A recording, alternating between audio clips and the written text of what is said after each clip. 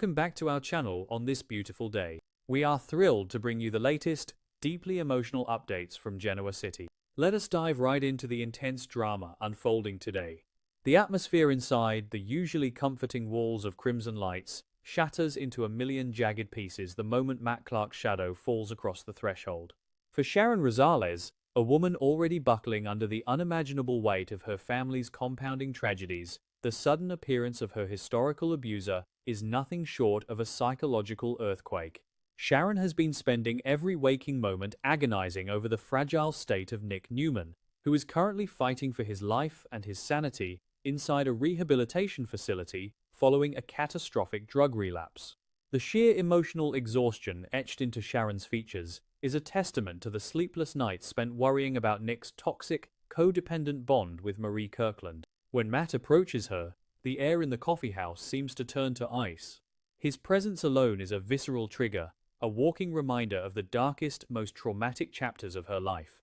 The audacity of his sudden manifestation is jarring, but what truly paralyzes Sharon is the realization that Matt has not come to simply harass her. He has come seeking the latest, highly sensitive information regarding Nick's perilous recovery. The psychological violence of Matt's inquiry cannot be overstated.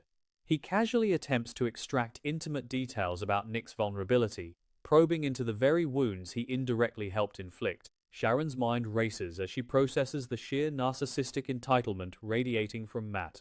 This is the man whose past actions set off a chain reaction of suffering that ultimately contributed to Nick's current descent into substance abuse. For Matt to stand before her, feigning concern or curiosity about the man whose life he helped dismantle, ignites a fierce, protective maternal instinct within Sharon.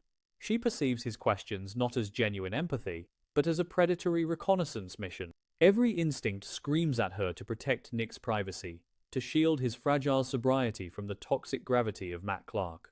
Sharon's heart pounds against her ribs as she struggles to maintain a facade of composure, her mind frantically calculating how to neutralize this immediate threat, without triggering a public escalation that could further destabilize her family.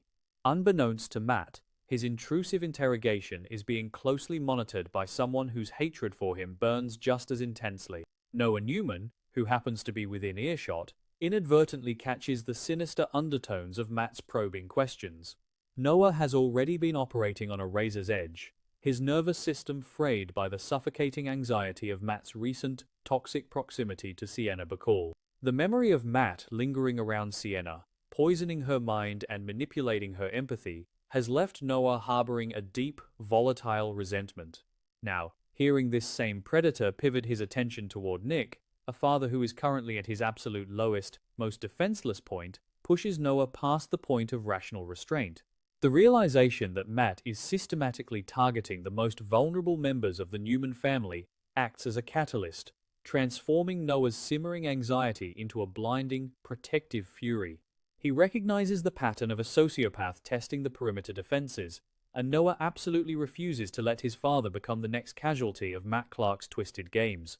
Driven by an overwhelming surge of adrenaline and filial devotion, Noah abruptly intervenes, physically inserting himself between his mother and the man who has haunted their nightmares. The confrontation is immediate and explosive. Noah does not mince words, his voice a low, dangerous rumble, as he issues a severe, unequivocal warning to Matt. He demands that Matt step back and permanently distance himself from the entire Newman family. Noah's protective posture is absolute, shielding Sharon from Matt's psychological manipulation while simultaneously acting as the proxy defender for his absent, struggling father. To ensure his message resonates, Noah explicitly threatens to involve the authorities, promising to call the police and have Matt removed if he dares to take another step toward their family. The threat hangs heavily in the air, a desperate but necessary measure to establish an impenetrable boundary around the fragile remnants of the Newman clan's peace of mind. However, Matt Clark is not a man easily intimidated by threats, especially those coming from the son of his historical rivals. Instead of retreating, Matt adopts a stance of arrogant defiance, his ego bristling at Noah's aggressive intervention. Matt utilizes his trademark narcissistic defense mechanisms, smoothly deflecting Noah's accusations with a chilling calmness. He vehemently denies harboring any malicious intent toward Nick, attempting to gaslight Noah by framing his inquiries as innocent, albeit misguided, concern. Matt completely rejects Noah's authority to dictate his movements or his interactions within Genoa City. He challenges Noah's aggressive posturing, subtly mocking the younger Newman's attempt to play the formidable protector. This refusal to back down only pours gasoline on the fire, as Matt's defiant smirk signals a complete disregard for the profound boundaries he is violating, setting the stage for a bitter clash of egos, fueled by decades of unresolved historical resentment. The verbal altercation rapidly escalates into a fierce, high-stakes psychological war. Noah, unable to contain his disgust, weaponizes Matt's dark history against him. He fiercely brings up the severe emotional damage Matt inflicted upon Sienna, using it as undeniable proof of Matt's predatory nature. Noah draws sharp, unforgiving parallels between Matt's manipulation of Sienna and his current, sinister interest in Nick's rehabilitation. The volume and intensity of their dispute turn the coffeehouse into a pressure cooker of familial trauma and sociopathic denial. Noah relentlessly hammers away at Matt's facade of redemption, refusing to let the man hide behind his newly constructed persona of a reformed citizen.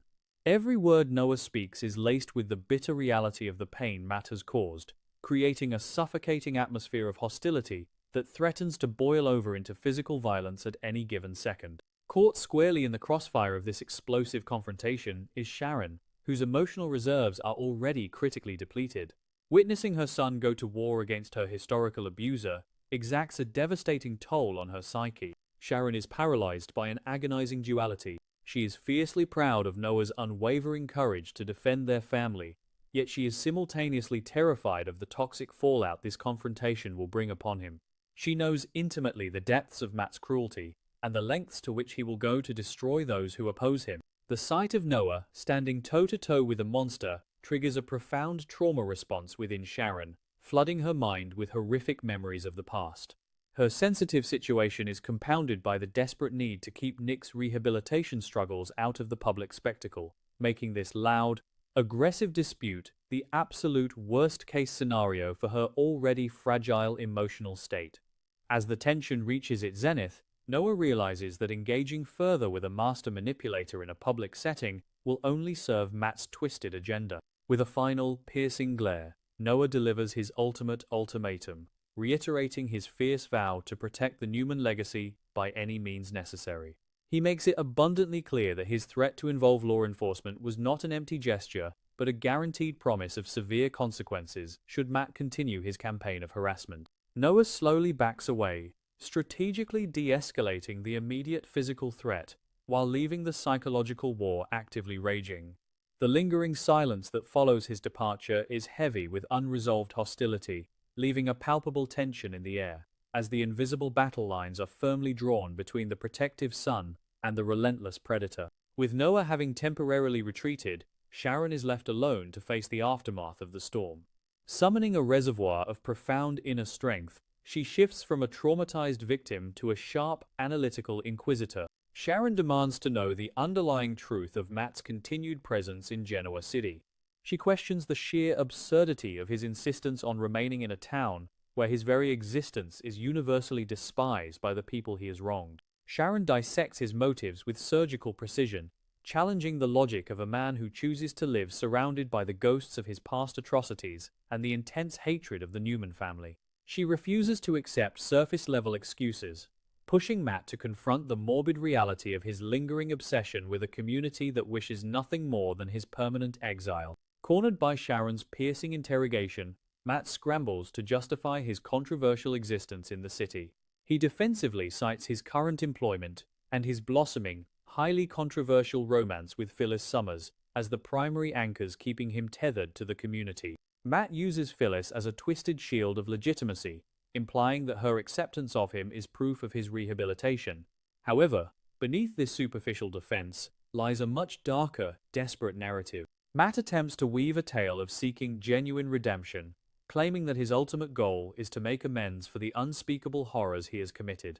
He tries to present himself as a tortured soul seeking a path to righteousness, utilizing his relationship with Phyllis as a testament to his capacity for change. While conveniently ignoring the trail of psychological destruction he continues to leave in his wake. Refusing to be drawn into his manipulative emotional web, Sharon adopts a clinical, detached perspective, effectively putting on her psychologist hat to protect her own sanity. She meticulously analyzes Matt's psychological gridlock, observing the cognitive dissonance of a man demanding grace while continuing to inflict pain. Sharon concludes aloud that Matt is entirely paralyzed by his desperate, futile quest for external absolution. She dissects his narcissistic need for forgiveness, pointing out that his desire to make amends is not rooted in genuine empathy for his victims, but rather in a selfish need to alleviate his own internal guilt. Sharon expertly deconstructs his facade, revealing that Matt is stuck in a self-imposed purgatory, endlessly chasing a pardon that he fundamentally does not deserve, and that the universe is under no obligation to grant him. This clinical, unyielding dissection of his character triggers a rare, deeply unsettling display of vulnerability from Matt Clark. The hardened sociopath cracks, and tears begin to stream down his face in a raw, shocking admission of human despair. Matt breaks down, his voice trembling, as he confesses that the only thing he truly desires is the explicit forgiveness of Sharon and Nick. The sight of this monster weeping openly is profoundly disturbing, creating a jarring juxtaposition between the horrific crimes of his past and his current display of agonizing sorrow. Yet, even in his tears, there are manipulative undertones. His emotional breakdown feels less like a genuine awakening of conscience and more like a desperate, calculated tactic to extract pity from the very woman he once sought to destroy, weaponizing his own sadness to force her hand.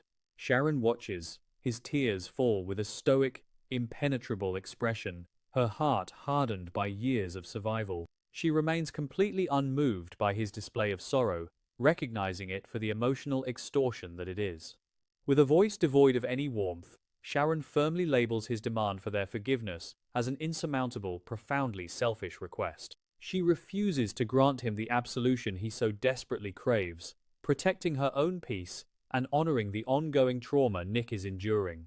Instead of offering grace, Sharon delivers a piercing psychological inquiry that shifts the burden of redemption entirely back onto his shoulders.